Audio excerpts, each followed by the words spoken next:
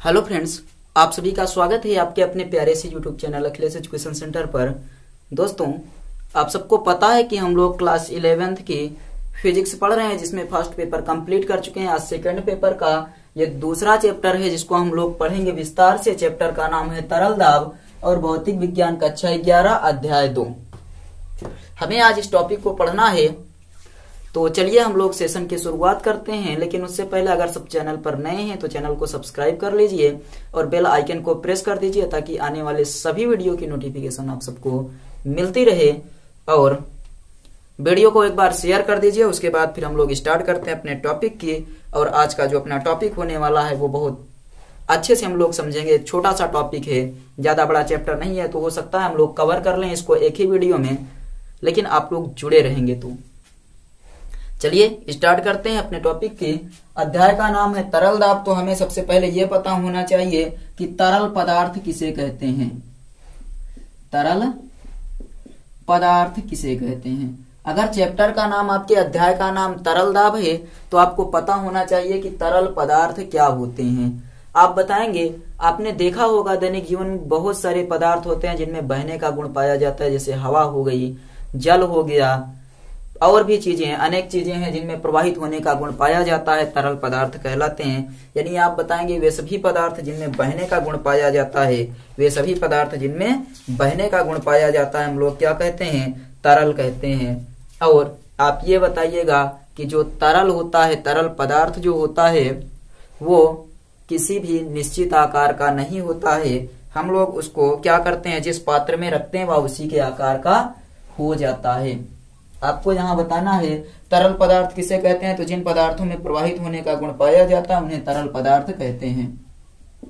लिखिए, जिन पदार्थों में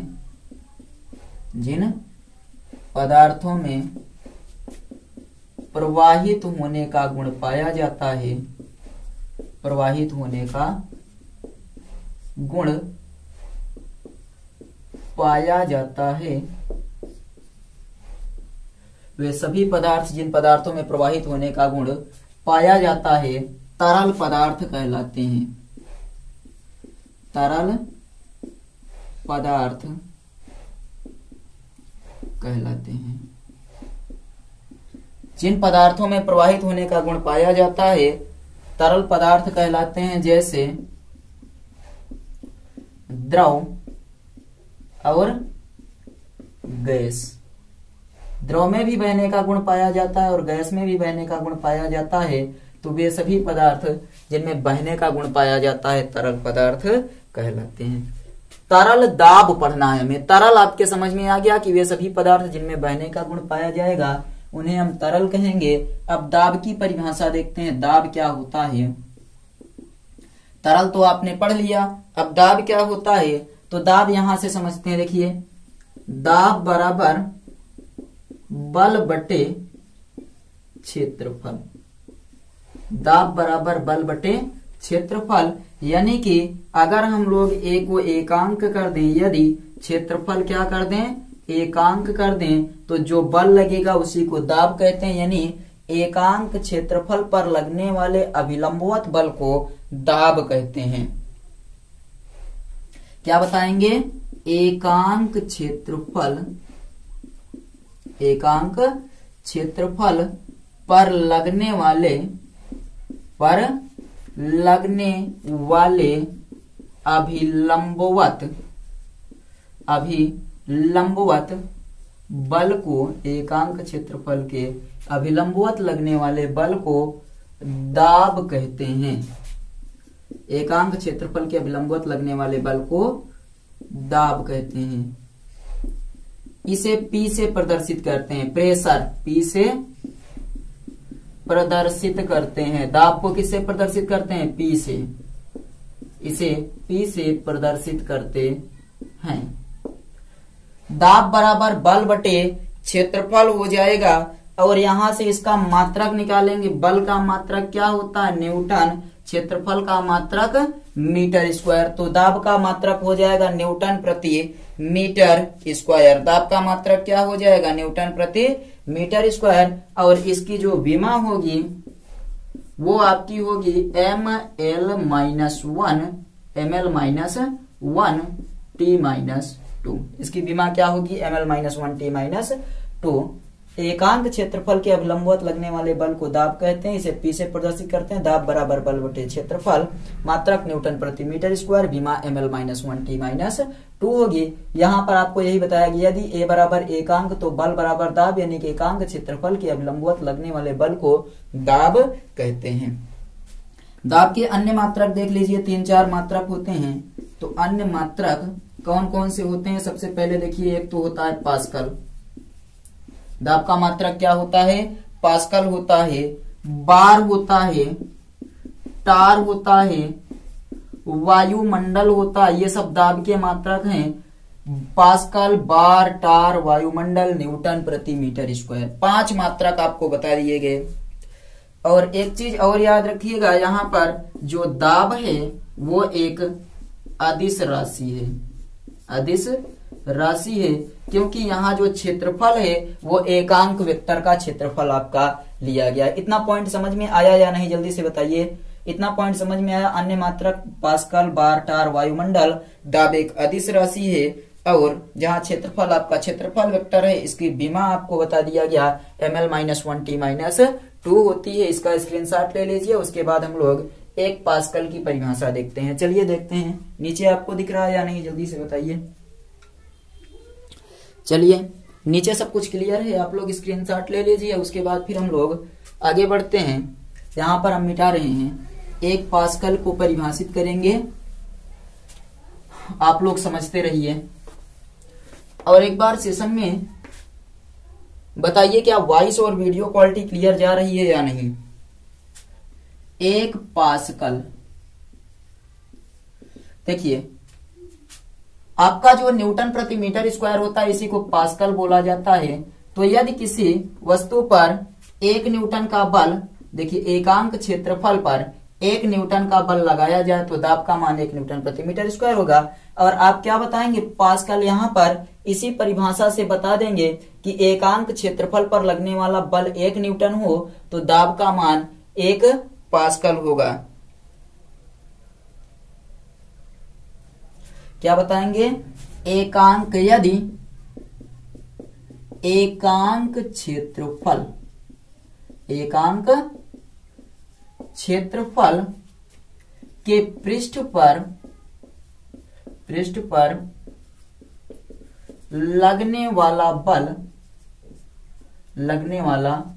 पर लगने वाला बल 1 न्यूटन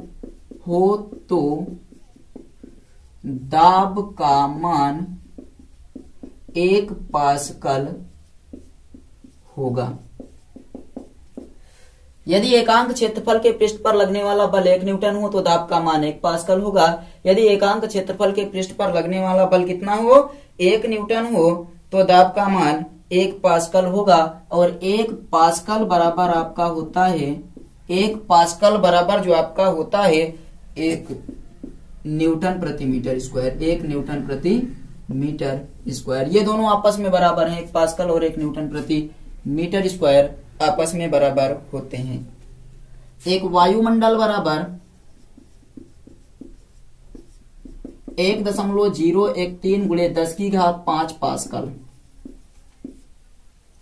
क्या बताएंगे कि एक वायुमंडल बराबर 1.013 गुणे 10⁵ पास्कल और एक बार बराबर 10⁵ पास्कल। एक बार बराबर 10⁵ पास्कल और एक टार बराबर जो आपका होता है 133 पास्कल होता है। इस चीज को आपको याद रखना है कि एक टार बराबर 133 पास्कल होगा, एक बार बराबर 10⁵ पास्कल, एक वायुमंडल बराबर 1.013 गुणे 10⁵ पास्कल और एक पास्कल को ही हम लोग बोलते हैं 1 न्यूटन प्रति मीटर स्क्वायर। यदि एकांक क्षेत्रफल के पृष्ठ पर लगने वाला जो बल है वो 1 न्यूटन हो तो दाब का मान 1 पास्कल होगा। ये चीज आप नोट कर लीजिए, जल्दी से स्क्रीनशॉट ले लीजिए। उसके बाद फिर हम लोग आगे बढ़ते हैं, आगे का टॉपिक देखते हैं। आगे अब हमें क्या पढ़ना है, तो एक जो आपको फार्मूला बताया गया, ये देखिए यहाँ पर आपको फार्मूला बताया गया P बराबर F बाई A। यहां से आप कह सकते हैं P proportional F। P proportional F, अर्थात जो दाब है वो बल के अनुक्रमानुपाती होता है। क्या बताएंगे? अर्थात दाब बल के अनुक्रमानुपाती होता है। क्या होगा कि अर्थात दाब बल के अनुक्रमानुपाती होता है। दूसरा P प्रोपोर्शनल 1/A, ये नीचे वाला दिख रहा है या नहीं? चलिए दिख रहा है अभी, तो इसे हम लोग ये लिख सकते हैं P प्रोपोर्शनल 1/A। A का मतलब है क्षेत्रफल, अर्थात यहां से देखिए दाब बल के अनुक्रमानुपाती होता है, दाब बल के अनुक्रमानुपाती होता है, अर्थात बल लगाने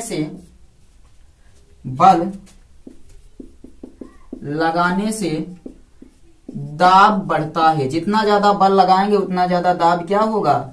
बढ़ेगा। बल लगाने से दाब बढ़ेगा, जितना ज्यादा बल लगाएंगे उतना दाब आपका बढ़ता है।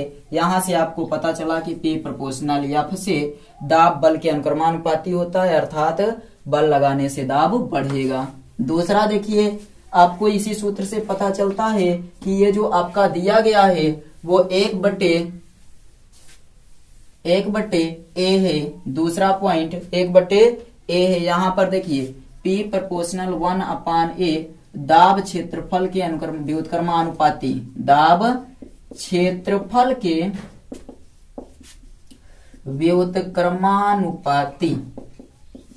व्युत्क्रमानुपाती होता है, अर्थात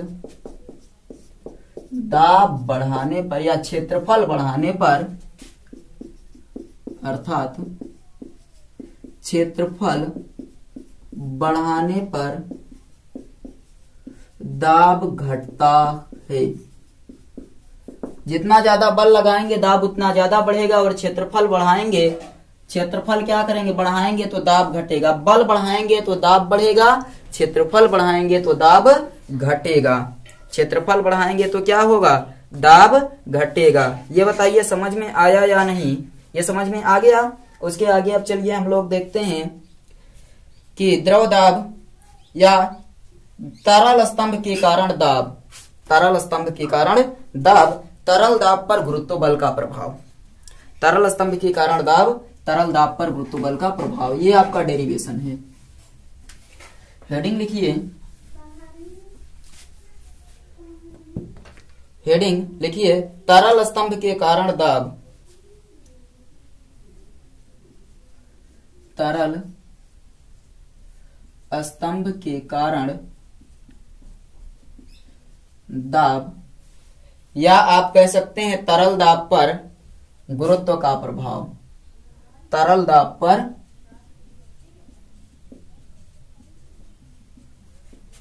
गुरुत्व का प्रभाव, और इसी को हम लोग बोलते हैं द्रव दाब या हौज दाब, द्रव दाब या हौज दाब, इसी चीज को कहते हैं द्रव दाब या हौज दाब। तो आप इसी के आगे लिख लीजिए द्रव दाब या हौज दाब। आपसे जो भी पूछा जाए आप इसी चीज का व्यंजक व्युत्पन्न करेंगे कि तरल स्तंभ के कारण दाब, तरल दाब पर गुरुत्व बल का प्रभाव, या द्रव दाब या हौज दाब। तो आप मान लेंगे, माना एक क्षेत्रफल, एक बर्तन है जिसके तली का क्षेत्रफल A है। क्या मान लेंगे? हम लोग मान लेंगे कि एक बर्तन है जिसके तली का क्षेत्रफल A है, इसमें यह ऊंचाई तक एक द्रव को भरा गया है, यह ऊंचाई तक क्या किया गया है? एक द्रव को भर दिया जाता है। द्रव का घनत्व रो है, द्रव का घनत्व क्या है? रो है, और यह ऊंचाई तक भर दिया जाता है। द्रव के पृष्ठ का क्षेत्रफल A है। चलिए मानते हैं, माना एक बर्तन जिसके तली का क्षेत्रफल A है, माना एक बर्तन जिसके तली का क्षेत्रफल, तली का क्षेत्रफल A है। तली का क्षेत्रफल मतलब नीचे जो तली दी गई उसका क्षेत्रफल A है, तथा ऊंचाई h है, तथा ऊंचाई यच है। ऊंचाई कितनी है? यच ऊंचाई है। और माना यम द्रव्यमान का द्रव है, द्रव का द्रव्यमान यम है। माना द्रव का द्रव्यमान यम है। तब आप लोग बताइए द्रव पर क्या दाब लगेगा? P बराबर F बाई A। तो आप क्या बताएंगे? द्रव द्वारा बर्तन पर लगाया गया दाब, ये द्रव बर्तन पर कितना दाब लगाया गया? तब द्रव द्वारा बर्तन पर लगाया गया दाब P बराबर F बाई A। आपने पढ़ा है F बराबर mg, इसलिए आपका P बराबर हो जाएगा mg by A। mg by A। यम क्या है आपका? द्रव्यमान। तो द्रव्यमान बराबर होता है घनत्व गुणे आयतन। यम बराबर घनत्व गुणे आयतन। तो रख देंगे P बराबर rho into V into G by A। और P बराबर आपका यहां से आ जाएगा V जो आयतन है उसका मतलब होता है A गुणे H या A गुणे L। तो A गुणे H रखेंगे तो यहां पर हो जाएगा P बराबर रो इंटू V के स्थान पर A इंटू H इंटू जी बटे A से A कट गया। P बराबर आपका आ गया रो जी H। P बराबर आपका क्या आ गया? रो जी H। बताइए ये समझ में आ गया या नहीं? P बराबर रो जी H आ गया। इसका ये क्या आ गया? दाब आ गया कि द्रव द्वारा बर्तन की सतह पर या तली पर कितना दाब लगाया जाएगा? P बराबर रो जी H। P बराबर रो जी H। जहां आपका रो क्या है? घनत्व, तो जी गुरुत्वीय त्वरण, H ऊंचाई और P आपका दाब है। P आपका दाब है और इसी को हम लोग बोलते हैं द्रव दाब या हौज दाब। द्रव दाब या हौज दाब। कुल दाब का फार्मूला यहां हम लोग निकाल लेते हैं। अब अगर हमें कुल दाब निकालना हुआ तो क्या करेंगे? कुल दाब बराबर आपका द्रव दाब या हौज दाब प्लस वायुमंडलीय दाब हो जाएगा। क्या हो जाएगा? हौज दाब प्लस वायुमंडलीय दाब। हौज दाब कितना है आपका? रो जी H प्लस वायुमंडलीय दाब को हम लोग कहते हैं P नाट या रो नाट आप कह दीजिए। तो कुल दाब P बराबर आपका आ गया रो जी H प्लस रो नाट। ये समझ में आया या नहीं? रो जी H प्लस रो नाट। वायुमंडल भी इस पर दाब लगाएगा तो कुल दाब को हम लोग इस दाब में वायुमंडलीय दाब को जोड़ देंगे तो आपका कुल दाब प्राप्त हो जाएगा। कुल दाब प्राप्त हो जाएगा। इसको स्क्रीनशॉट लीजिए और इसको नोट करिए। तो हम लोग अब आगे बढ़ते हैं और देखते हैं द्रव दाब का नियम। स्क्रीनशॉट ले लिए। चलिए आगे हम लोग द्रव दाब का नियम देखते हैं। हेडिंग आप लोग लिखिएगा द्रव दाब का नियम। लिखिए द्रव दाब का नियम।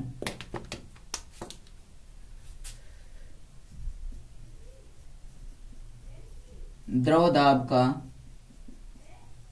नियम। देखिए द्रव दाब का नियम क्या होता है?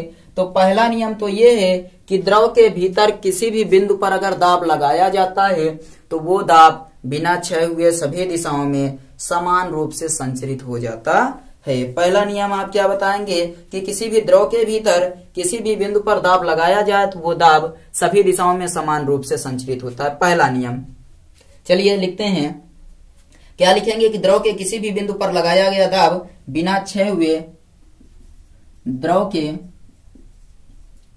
किसी भी बिंदु पर लगाया गया दाब, किसी भी बिंदु पर लगाया गया दाब बिना क्षय हुए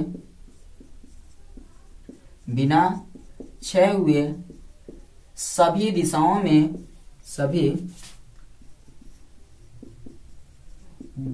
में समान रूप से, सभी दिशाओं में समान रूप से संचरित हो जाता है। द्रव के किसी भी बिंदु पर लगाया गया दाब बिना क्षय हुए सभी दिशाओं में समान रूप से संचरित हो जाता है।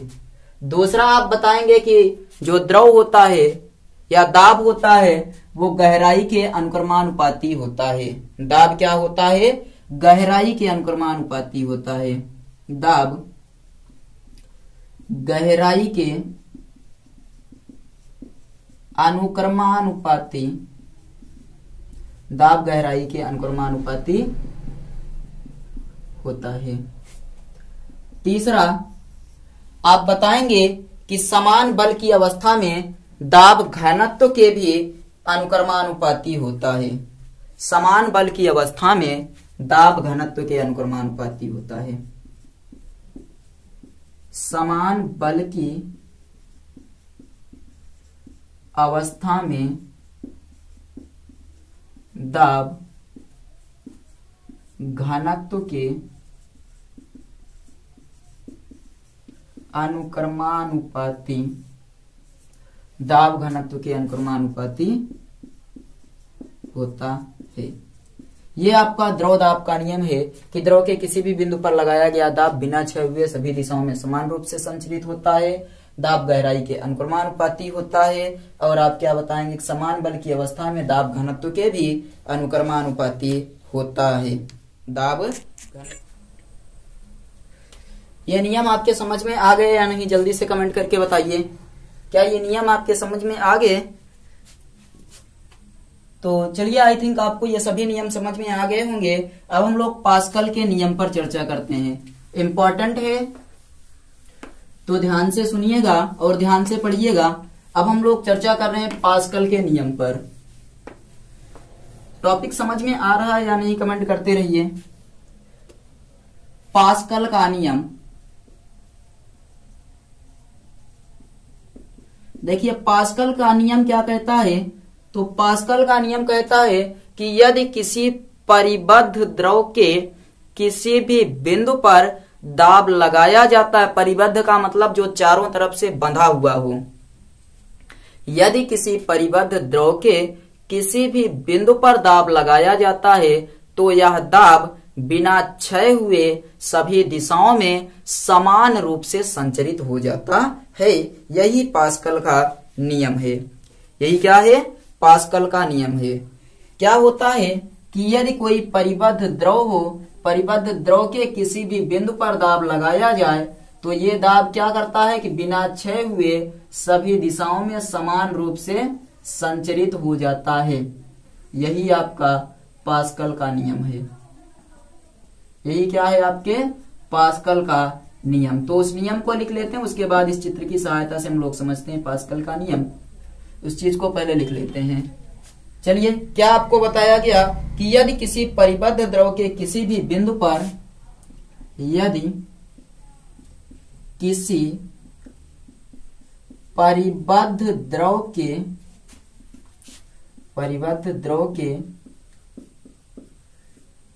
किसी भी बिंदु पर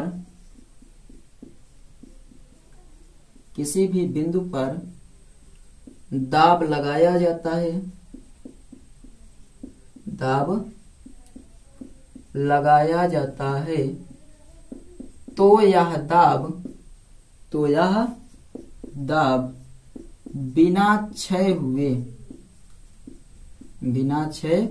हुए सभी दिशाओं में, बिना क्षय हुए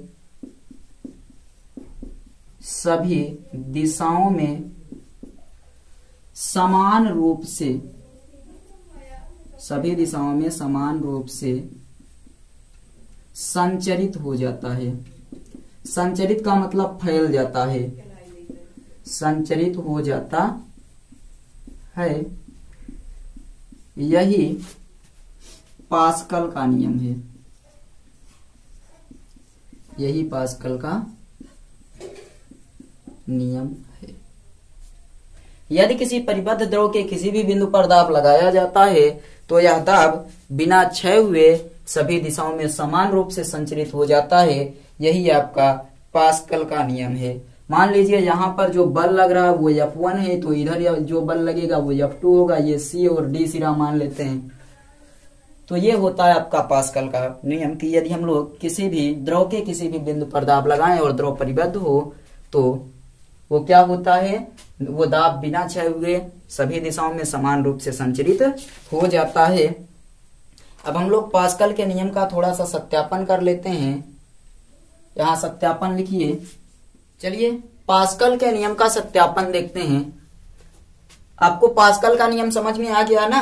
हम लोग अब सत्यापन देखते हैं कि हम लोग कुछ ऐसे मानते हैं कि माना हमारे पास एक बंद पात्र है जिसमें हम लोगों ने 4 पिस्टन लगा रखा है। क्या किया है, 4 पिस्टन लगा रखा है। कोई भी एक बंद पात्र है जिसमें हम लोगों ने 4 पिस्टन लगा रखा है, कुछ इस प्रकार से ऐसे। और ये क्या है, तो ये पात्र पूरी तरह से द्रव से भरा हुआ है। पूरी तरह से क्या है, द्रव से भरा हुआ पात्र है।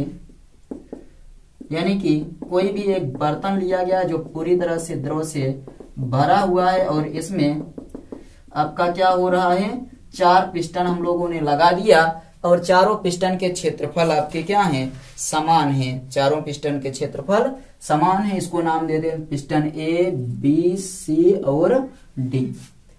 पिस्टन A पर हम लोग जब बल नीचे की ओर लगाते हैं, F1 बल नीचे की ओर लगाते हैं, तो शेष तीनों पिस्टन पर बल बाहर की ओर प्राप्त होगा। शेष तीनों पिस्टन पर बल क्या होगा, उतना ही बल बाहर की ओर प्राप्त होगा। आप ये याद रखिएगा कि पहले पिस्टन पर हमने बल अगर अंदर की ओर लगाया तो जो शेष 3 पिस्टन होंगे उन पर बल किधर कार्य करेगा, बाहर की ओर कार्य करेगा। और क्षेत्रफल समान होने की अवस्था में आपको देखेंगे कि यहाँ पर जो बल लग रहा है वो भी समान आएगा। आपको इसी के बारे में मानना है कि माना चारों पिस्टन के क्षेत्रफल समान हैं, माना चारों पिस्टन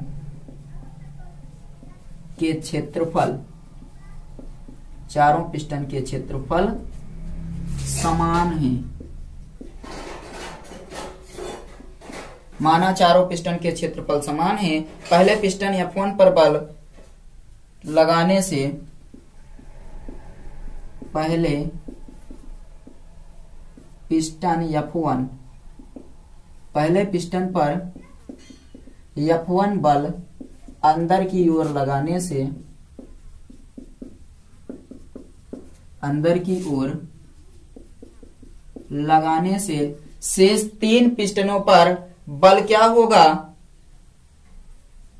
F1 पर बल लगाने से तीनों पिस्टन F1 के विपरीत दिशा में कार्य करने लगते हैं। शेष तीनों पिस्टन बल F1 के विपरीत दिशा में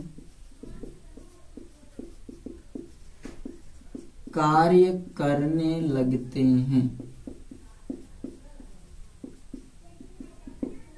F1 के विपरीत दिशा में कार्य करने लगते हैं। कार्य करेंगे तो और क्या होगा, अर्थात शेष 3 पिस्टन, अर्थात शेष तीनों पिस्टनों पर बल बाहर की ओर प्राप्त होगा।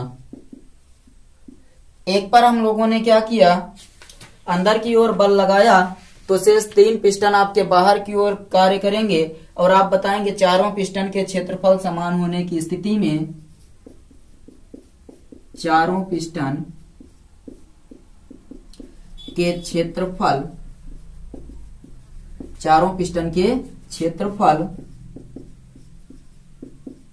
समान होने की स्थिति में, अब गणना करते हैं, चारों पिस्टन के क्षेत्रफल समान होने की स्थिति में जो बल होगा वो भी क्या होगा, समान होगा, समान बल प्राप्त होगा। और F1 बराबर आपका क्या होता है, P1A बराबर P2A बराबर P3A बराबर P4A। आपका ए बराबर है सब में, ए हट जाएगा, बचेगा क्या, P1 बराबर P2 बराबर P3 बराबर P4, अर्थात चारों पर जो दाब हमें प्राप्त होगा वो क्या होगा, समान होगा। अतः क्षेत्रफल समान होने की स्थिति में सभी पिस्टनों पर जो दाब प्राप्त होता है वो भी क्या होता है, समान होता है। आप यही बताएंगे अतः क्षेत्रफल समान होने की स्थिति में, अतः क्षेत्रफल समान होने की स्थिति में द्रव के किसी भी बिंदु पर लगाया गया दाब बिना क्षय हुए सभी दिशाओं में समान रूप से संचरित हो जाता है। यहां पर अतः क्षेत्रफल समान होने की स्थिति में, क्षेत्रफल समान होने की स्थिति में द्रव के किसी भी बिंदु पर लगाया गया दाब, बिंदु पर लगाया गया दाब क्या होता है, बिना क्षय हुए चारों दिशाओं में समान रूप से संचरित हो जाता है, बिना क्षय हुए चारों दिशाओं में समान रूप से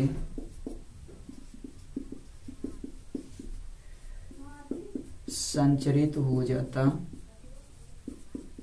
है, चारों दिशाओं में समान रूप से संचरित हो जाता है। ये हो गया। दूसरा आप बताएंगे पास्कल के नियम का प्रयोग करके अगर यहाँ पर क्षेत्रफल समान है तो समान बल प्राप्त हो रहा है, क्षेत्रफल बढ़ा देंगे तो हमें क्या होगा, बड़ा बल प्राप्त होगा। इससे ये बताएंगे कि पास्कल के नियम का प्रयोग करके छोटे बल को भारी बल में या बड़े बल में परिवर्तित किया जा सकता है। अब क्या बता देंगे कि पास्कल के नियम का प्रयोग करके, यहां पर देखिए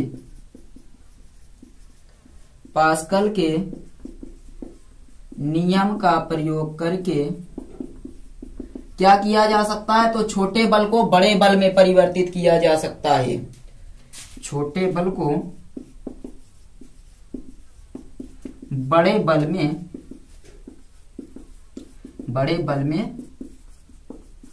परिवर्तित किया जा सकता है।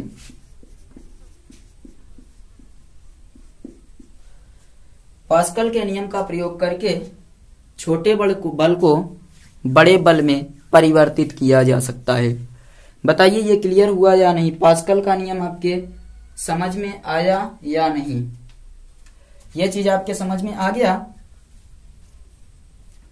तो आपको ये बताना है कि अगर चारों पिस्टन समान थे तो F1 बल नीचे की ओर लगाने पर शेष 3 पिस्टन पर F2 बल उतना ही बल बाहर की ओर प्राप्त हो रहा था। और उसके बाद फिर हमने क्या किया, बता दिया कि क्षेत्रफल समान होने की स्थिति में द्रव के किसी भी बिंदु पर दाब लगाएंगे तो समान रूप से सभी दिशाओं में संचरित हो जाएगी। ये देखिए यहाँ से, और इसी के प्रयोग से हम लोग बड़े बल को, छोटे बल को बड़े बल में परिवर्तित कर सकते हैं। अब आप लोग देखिए हम लोग क्या करेंगे, जब अगले वीडियो में मिलेंगे तो आप पढ़ेंगे पास्कल के नियम के अनुप्रयोग, पास्कल के नियम के अनुप्रयोग पढ़ेंगे और उसी के साथ साथ इसके न्यूमेरिकल भी कंप्लीट कर लेंगे। तो आप लोग सेशन में जुड़े रहे, उसके लिए आप सबका बहुत बहुत धन्यवाद। और अगर अभी तक सेशन में जुड़े हुए हैं और चैनल पर नए हैं तो चैनल को सब्सक्राइब कर लीजिए तथा वीडियो को एक बार शेयर कर दीजिए। आप लोग लाइक नहीं करते हैं, सभी लोग सेशन को लाइक कर दीजिए। और जो लोग कल की क्लास में नहीं आए थे वो कल की क्लास में जाकर पूरा का पूरा इसके पहले चैप्टर का, सेकंड पेपर के पहले चैप्टर का न्यूमेरिकल कल हल करवाया गया था, आप लोग देख सकते हैं। चलिए हम लोग मिलते हैं अगले वीडियो में, तब तक के लिए बाय।